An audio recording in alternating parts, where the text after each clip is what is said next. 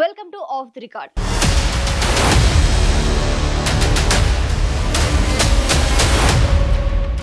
వాళ్ళిద్దరూ బాబాయ్ అబ్బాయిలు. నెల్లూరులో తిరుగులేని శక్తిగా వాళ్ళిద్దరూ ఉన్నారు. 2014-2019 ఎన్నికల్లో అబ్బాయి అద్భుత విజయం సాధించడంలో 100% కృషి చేసిన బాబాయ్ ఇప్పుడు అంటి ముట్టనట్లుగా ఉన్నారట. ఏమైందో ఏమో కానీ ఇప్పుడు వీరిద్దరి మధ్య పచ్చగడ్డి వేస్తే భగ్గుమనే పరిస్థితి వచ్చిందట. నెల్లూరులో అబ్బాయి కనిపిస్తే చాలు మీడియా ముందు రెచ్చిపోతున్నాడట బాబాయ్. బాబాయ్ ఏ రేంజ్ లో తిట్టినా అబ్బాయి మాత్రం నోరు మెదపడం లేదట. ఇంతకీ ఆ బాబాయ్ అబ్బాయిలు ఎవరు? Watch the story.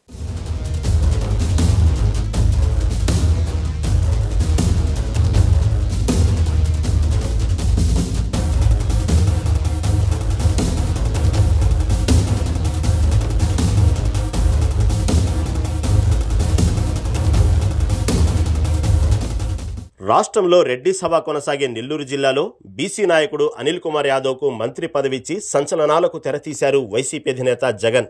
2014-2019 ఎన్నికల్లో అనిల్ విజయం కోసం అహర్నిశలు పాటుపడ్డారు ఆయన సొంత బాబాయ్ డిప్యూటీ మేయర్ రూప్ కుమార్ యాదవ్.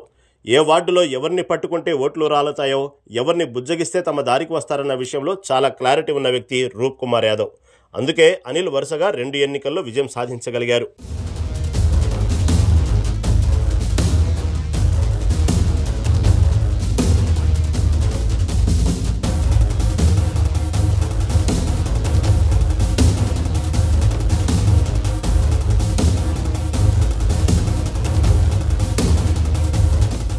ఇంతవరకు బాగానే ఉన్నా ఆ తర్వాతే అసలు కథ మొదలైందట.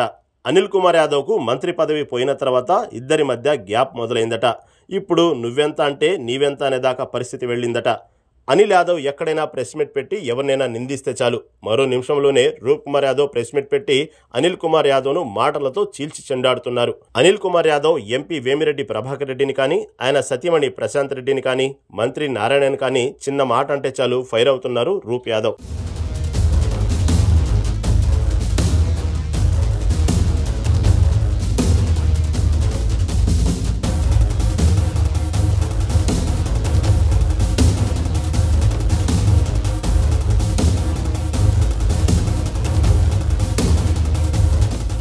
అంతేకాదు ఓ మీడియా సమావేశంలో అనిల్ యాదవ్ను పుష్ప సినిమాలో మంగళం సీనుతో పోల్చారు రూప్ యాదవ్. వేమిరెడ్డి ప్రభాకర్ రెడ్డిని విమర్శించే స్థాయి అనిల్ కుమార్ యాదవ్కు లేదన్న రూప్ యాదవ్ ఎమ్మెల్యేగా పోటీ చేసిన సమయంలో వేమిరెడ్డి ఇంటి ముందు డబ్బులు అడుక్కున్న సంగతి గుర్తు చేసుకోవాలంటూ ఫైర్ అయ్యారు.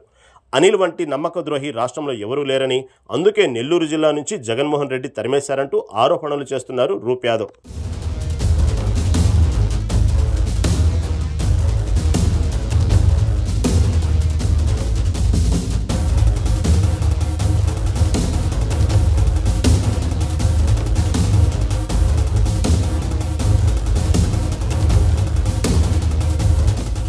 ఓవైపు రూప్ యాదవ్ ఈ రేంజ్లో ఆరోపణలు చేస్తుంటే అనిల్ మాత్రం నోరు మెదపడం లేదట.